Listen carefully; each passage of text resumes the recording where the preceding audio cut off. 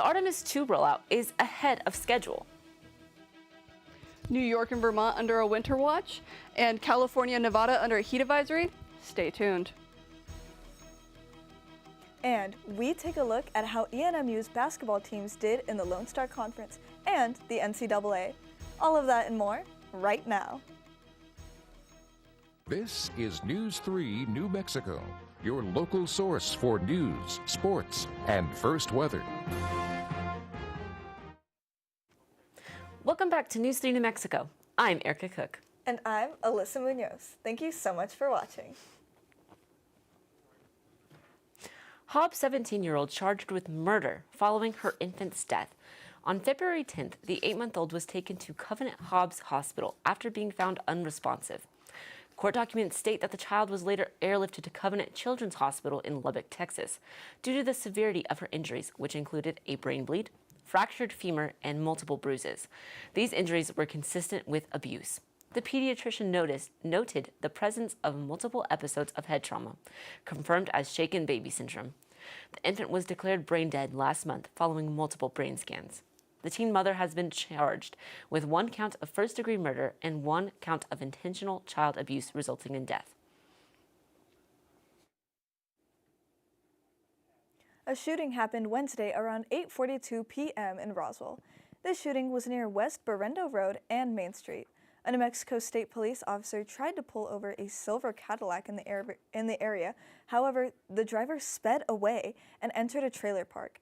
After being stopped, officers ordered the driver to get out of the vehicle with his hands in the air. That is when the driver allegedly grabbed a gun and pointed it at the officers, leading to the officers to shoot him. The man died in the hospital. They identified him as 64-year-old Williams James Roberts. A Texas man who was convicted of murder will also serve time in New Mexico for dumping his victim's body in Otero County.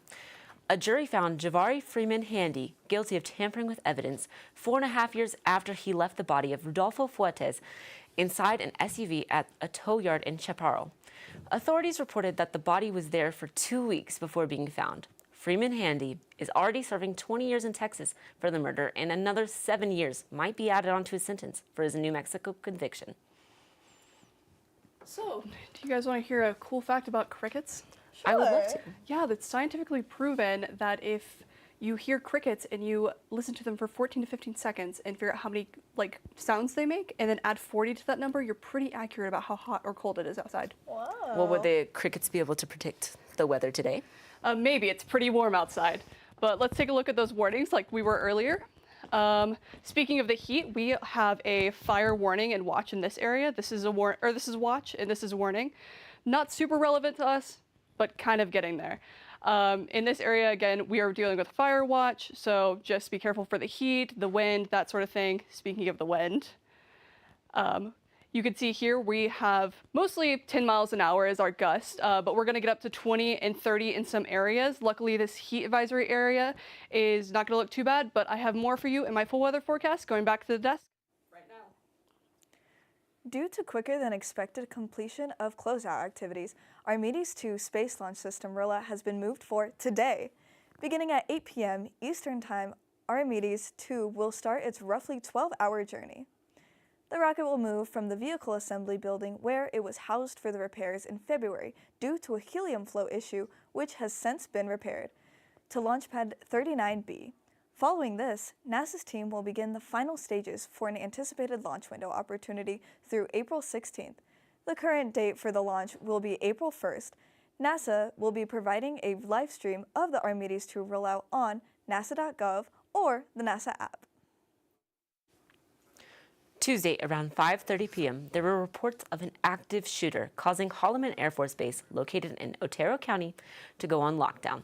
The lockdown was brief. However, in that short period of time, 1 military veteran died and an active duty service member was injured and transported to a hospital for treatment. Base officials described this incident as a domestic violence case, though the individuals involved were not married.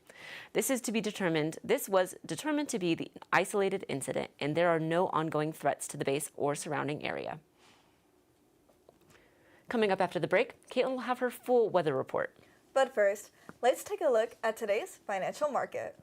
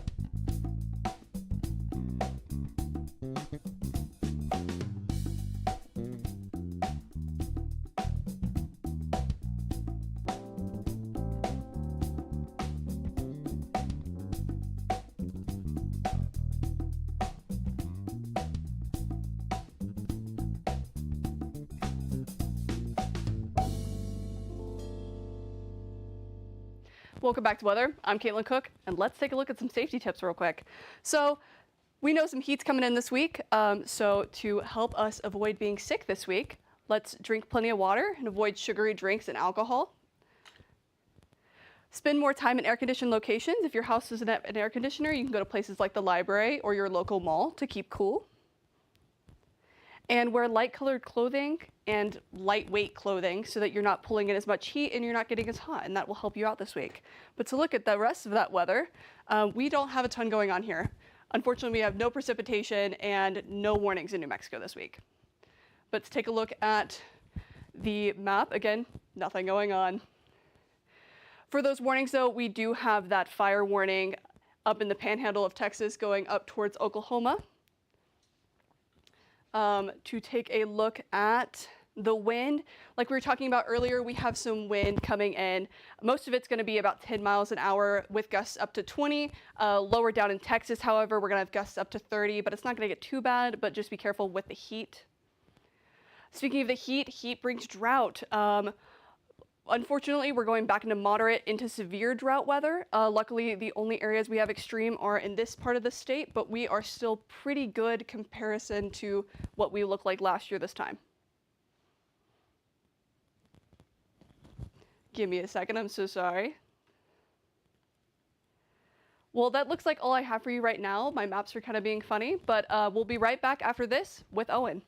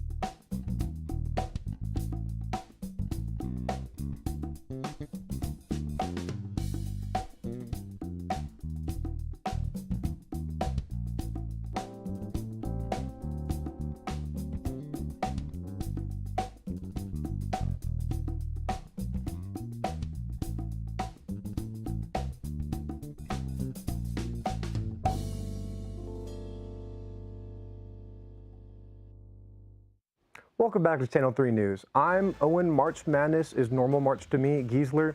As some of you may know, some of our crew went to Frisco to catch the Lone Star Conference Tournament. So as someone who went there, here's my recap for the days. Day one started for us at 3 in the morning, and as Drake, Jaden, and I left the Portales to reach Frisco in time, and the first day did not disappoint. This is the third time this year that Eastern has taken on West Texas, and everyone told me that, quote, "It is hard to beat a team 3 times in a row, but Eastern did it anyways," sending West Texas home with a score of 84-73. Almost everyone in the starting lineup had double digits with this night, with Cooper Jackson scoring 23 points while being 50% behind the three-point line.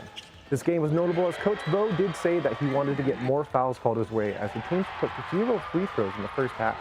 He said in the press conference that he doesn't know what he needs to do, but he's always taught his guys that they don't need to fall in order to draw the foul, and the refs will hopefully call it the right way. But it didn't happen like that. So as you can see, some of these clips, the players did get jumbled around, but they did not fall. And so as you also just saw a great dunk from Trayvon Bird. But it was a really good game against West Texas. I mean, they're school rivals. You don't really want to lose to your school rival 3 times in a row, but Eastern New Mexico made it happen anyways, as Jose Murillo put a cap or exclamation point on the end of the game with this great dunk. So great game from Eastern New Mexico as a day one. So with an explosive start to the tournament, the girls had to follow up with a game at 8 the next day. The women's first game was of the break was a late night one against Lubbock Christian, and it was a great way to end the night with a stunning overtime win against Lubbock Christian. Before this game, the women's team were on a 10-game losing streak and had 4 injured players on their roster. For most of the game, the Greyhounds were also behind in points to the last 43 seconds of the game. Players like Chloe Dallas, Aaliyah Smith, and Toya Montgomery dropped double digits for the night, along with Huya Sia being the workhorse of the team, drawing some very important fouls, getting 9 rebounds for the team. Fouls were also an issue for the Greyhounds women's team, as their head coach stated in a press conference. I mean, also in said press conference, Sia had mentioned that she wasn't able to land some buckets, she wasn't able to find the basket, so she instead tried to focus on the little things. As she said, find some work.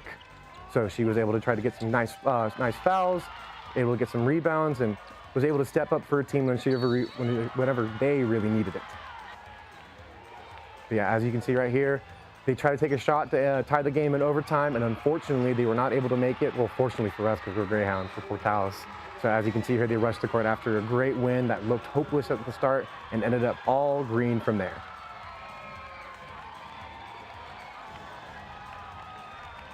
So after a long night made longer with the overtime, both teams had big games the next day, as men's team faced Lubbock Christian and the women's team faced the #1 seed, Texas Women's University.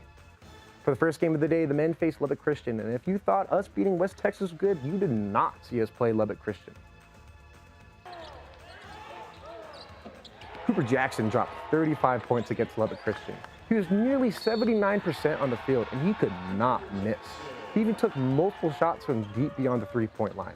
Mo even had told him to slow down, which he responded with by taking a shot from the logo. But he wasn't the only one that was hot that night, as Austin Abrams scored 20 points, and Mo Austin was close behind at 19. But if you know Mo Austin, he's a little bit of a shorter guy, but he led the team in rebounds, out-rebounding Jose Murillo. On top of that, the team as a collective scored 101 points, something they had did a couple nights ago against UT Permian Basin. I mean, UT Permian Basin wasn't in this tournament, so the fact that they were able to do this against a team that had made it into the conference tournament, it really just talks about how on fire they were this night. I mean, every basket they took, every basket or shot that they took just happened to find nothing but net. Yeah, here's that logo 3 I was talking about earlier. Cooper Jackson, a little bit of flair. I mean, just a career high for him, actually. But it wasn't just Cooper Jackson. Maurice Austin took some great threes as well. As you can see here, the bench was also getting hyped for Cooper Jackson as his score kept on climbing more and more and more. So right here, final 3, pans over to the bench, and as you can see, they are hyped for their teammate as he dropped a career high. So on the same day, the women took on Texas Women's University, the #1 seed for the tournament. A game that seemed improbable at first, but seemed a lot more realistic after a great showing against Lubbock Christian.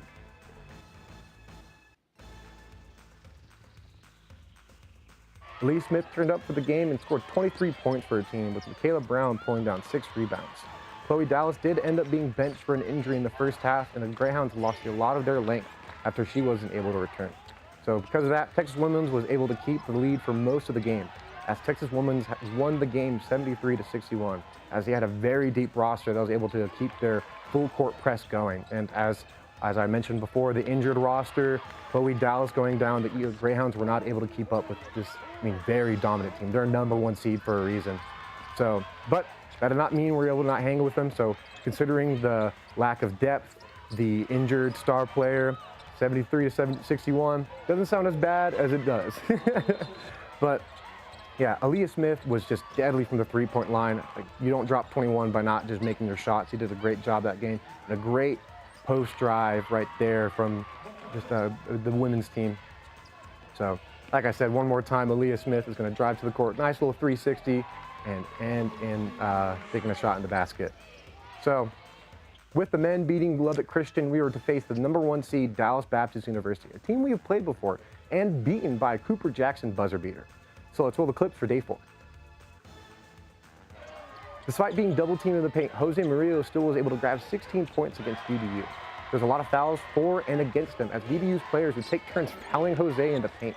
And Jose actually would end up being ejected from the game. This is actually the most frustrated I've ever seen him be during a game, as he was talking to his coach about how he needed to block, as a lot of the times as he was trying to block any shots, they just were not going his way, and it seemed a little impartial in his opinion. So that was probably the most frustrated I've ever seen Jose Murillo. If you know Jose Murillo, he does not get frustrated. In that game, he looked mad. But that did not stop other players from doing a great job, with Elijah Hollins, who had been benched for, who only did single-digit minutes for the last couple of games, scored 14 points, with 12 of those coming from beyond the three-point line.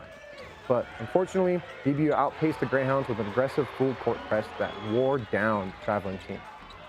So, as you can see here, there's a lot more clips of Elijah Hollins just draining some threes. He did an amazing job from being a bench player that would just take any shot that was wide open for him. There's a lot of times that he didn't scout him properly, and he'd end up just draining some threes, especially as the starters were starting to get worn down. But it was about to go in overtime. Eastern was down by 2. Mo Austin heaves a ball up into the air, trying to find anything, and he finds Trayvon Bird. He jumps off of one leg. He tries sinking it with 0.2 seconds left on the clock, and as you can see right here, he unfortunately does not make the shot. So that's how Eastern New Mexico did not end up winning the conference. So with this loss, Eastern didn't get to host the regional round of the NCAA D2 tournament and weren't an automatic lock for a playoff berth. Despite this, Eastern was the 2 seed for the South Central region, and were heavy favorites, in my heart at the very least, in the tournament, but were knocked out in the first round by St. Mary's with a questionable shot challenge in overtime that kept St. Mary's in the lead, avoiding a second overtime. Mo Austin was able to tie the game in the first time as the Greyhounds were trailing in OT by 3, Austin Abrams drained a 3 as the clock hit 0, but the refs decided to challenge the shot. Some say that they didn't have enough evidence to overturn it, but I was not there for that. But unfortunately, they overturned it, didn't go to second overtime, and that's how the Greyhounds ended their season. And the story doesn't get much happier for the women's, as they also were eliminated by Texas Women's University. It was a heck of a year for both men's and women's basketball team, as both teams have broken records this year. And we want to wish our seniors good luck with their time after graduating. Well, don't go anywhere after this break, as we have more non-basketball news later after this.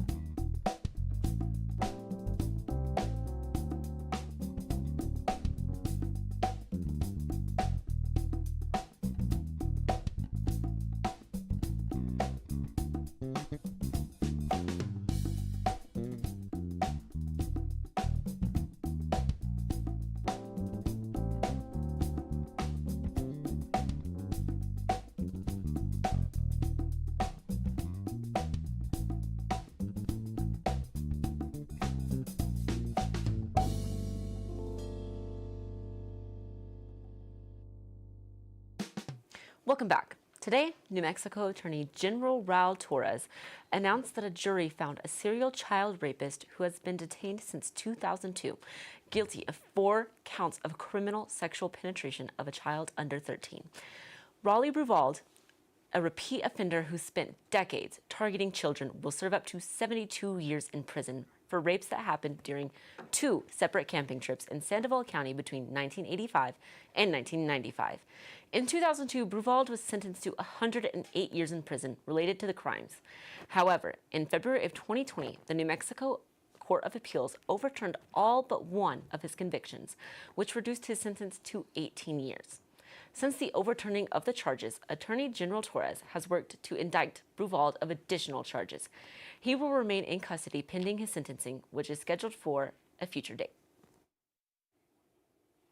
Balloon Fiesta tickets are set to go on sale early next month. However, the prices for general admission tickets are going up. This year, general admission tickets will be $20 per person per session, with children 12 and under still receiving free admission like years prior. If you're a New Mexico resident who would like to attend for free, you can do that Monday, October 5th, as long as you provide a New Mexico ID or utility bill with a New Mexico address.